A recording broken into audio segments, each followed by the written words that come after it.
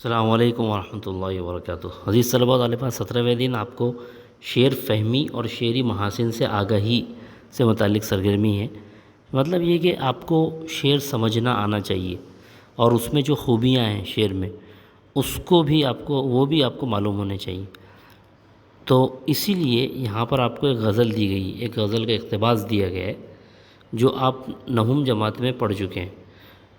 پہلی ہی غزل آپ نے پڑھی تھی، درد دل غیر کو بتاؤں کیا، کوئی ہمدرد نہیں سناؤں کیا۔ اس کو آپ کو غور سے پڑھنا ہے اور اس کے بعد سرگرمیاں حل کرنی ہیں۔ تو سرگرمیوں میں کیا آپ کو دیا گیا ہے؟ غزل سے ردیف اور قافیہ تلاش کر کے لکھیے۔ ردیف اور قافیہ کے بارے میں بھی بتا چکا ہوں اس سے پہلے بھی کہ آپ کو آخر میں جو لفظ بار بار آتا ہے، ہر شعر میں وہی لفظ آتا ہے، اسے ردیف کہتے ہیں۔ جیسے ہم دیکھ رہے ہیں یہاں پر کیا کیا کیا، یہ ہر بار آ رہا ہے، ہر شعر میں آ رہا ہے، تو یہ ردیف ہے۔ اور اس سے پہلے والا جو لفظ ہے وہ قافیہ ہے۔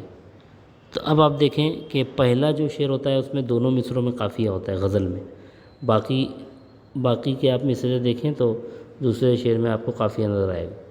تو بتاؤں، سناؤں، سلاؤں، دکھاؤں، رلاؤں، ہنساؤں، جلاؤں، لے جاؤں وغیرہ یہ قافیے ہیں۔ آپ اس کو اچھی طرح سمجھ لیں، قافیہ بھی پہچاننا آپ سیکھ لیں اور اس طرح سے آپ یہاں لکھ لیں اس کو، ردیف اور قافیہ۔ اس کے بعد اب یہاں پر آپ کو کیا دیا ہے کہ آج جیسے بھی اس طرح سے نہیں لکھا جاتا جیسے یہاں لکھا ہوا ہے، تو اب ابھی ہم اس کو کیسے لکھیں گے؟ تو سناؤں کو ہم کیا کرتے ہیں، ایک واو کم کر دیں گے، تو ہم سناؤں ایسے لکھتے ہیں، دو واو نہیں لکھتے، اس میں ایک ہی واو لکھتے ہیں۔ اور اسی طرح سے یہاں پر نہیں دیا ہوا ہے، نہیں، تو ہم اس کو نہیں لکھتے ہیں۔ اور یہ جو کتی ہیں اس کو ہم کو لکھتے ہیں، سو سے۔ ہاتھ کو ہاتھ تھ لکھتے ہیں ت کی جگہ، اور لجاؤں میں بھی ایک ہی واو لکھتے ہیں۔ تو آپ یہ دھیان رکھیں، اور جیسے آج ہم اردو لکھتے ہیں جو املا ہمارا ہے اس طرح سے ہم کو لکھنا ہے۔ یہ پرانی زبان ہے، اس طرح اس میں لکھا جاتا تھا، پرانا املا ہے یہ۔ اس کے بعد آپ کو شعر کی تشریح کرنی ہے۔ اپنے انکھا کی کیفیت کہہ کر چشم نرگس کا تیر رلاؤں کیا۔ شاعر نے یہاں اپنے آنکھوں کی حالت کو بیان کیا ہے اور یہ کہنا چاہتا ہے کہ میری آنکھیں غم اور مصیبت کی وجہ سے آنسو بہا بہا کر اتنی عجیب اس کی کیفیت ہو گئی ہے، حالت ہو گئی ہے کہ اگر میں نرگس کی آنکھوں کو، نرگس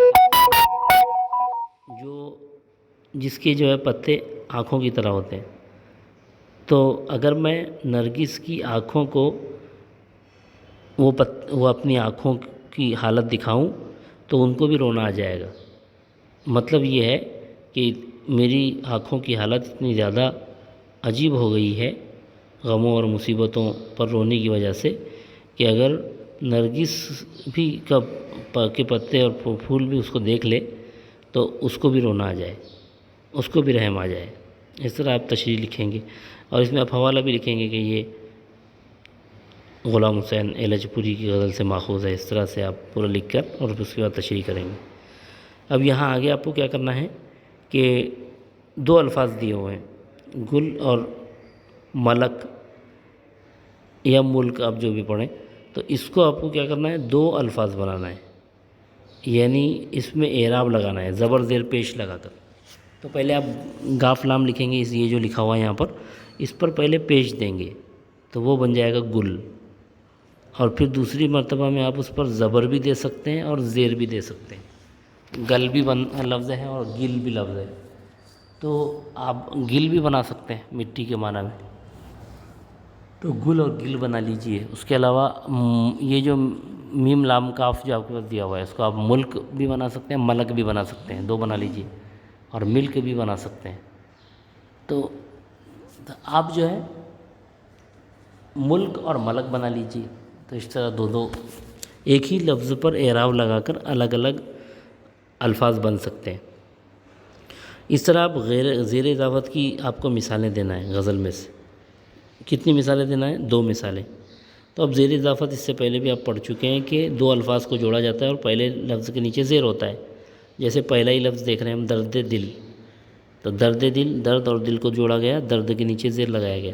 تو آپ ایسے ہی ترکیبیں تلاش کریں اور لکھیں دو. اب یہاں پر آپ کو کیا کرنا ہے، ایک غزل آپ کی جو پسندیدہ غزل ہے جو آپ پہلے پڑھ چکے ہیں کتابوں میں، 7ویں 8ویں 9ویں میں جو آپ نے غزلیں پڑھی ہیں اس میں سے آپ ایک اپنی پسندیدہ غزل کا مطالعہ کریں اور اس کا جو مطلع ہے، پہلا شعر مطلع کہلاتا ہے اور آخری شعر مقطع کہلاتا ہے. تو مطلع بھی آپ لکھیے، اس کا مقطع بھی لکھیے اور حسن مطلع بھی لکھیے. حسن مطلع کسے کہتے ہیں؟ حسن مطلب کا مطلب ہوتا ہے کہ اگر شاعر اپنی غزل میں دوسرا شعر بھی ایسا لکھتا ہے کہ جس میں وہ دونوں مصرعوں میں قافیہ استعمال کرتا ہے. جیسے غزل کے پہلے شعر میں دونوں مصرعوں میں قافیہ ہوتا ہے جسے ہم مطلع کہتے ہیں. اگر دوسرے شعر میں بھی اس نے دونوں مصرعوں میں قافیہ استعمال کیا تو اسے حسن مطلع کہتے ہیں. کہیں کہ کون سی ایسی غزل ہے کہ جس میں دوسرے شعر میں بھی دونوں مصرعوں میں قافیہ ہے، اس غزل سے آپ حسن مطلع بھی لکھ لیں. تو امید ہے آپ کو آج کی سرگرمیاں سمجھ میں آئی ہوں گی. بہت بہت شکریہ. السلام علیکم ورحمۃ اللہ وبرکاتہ.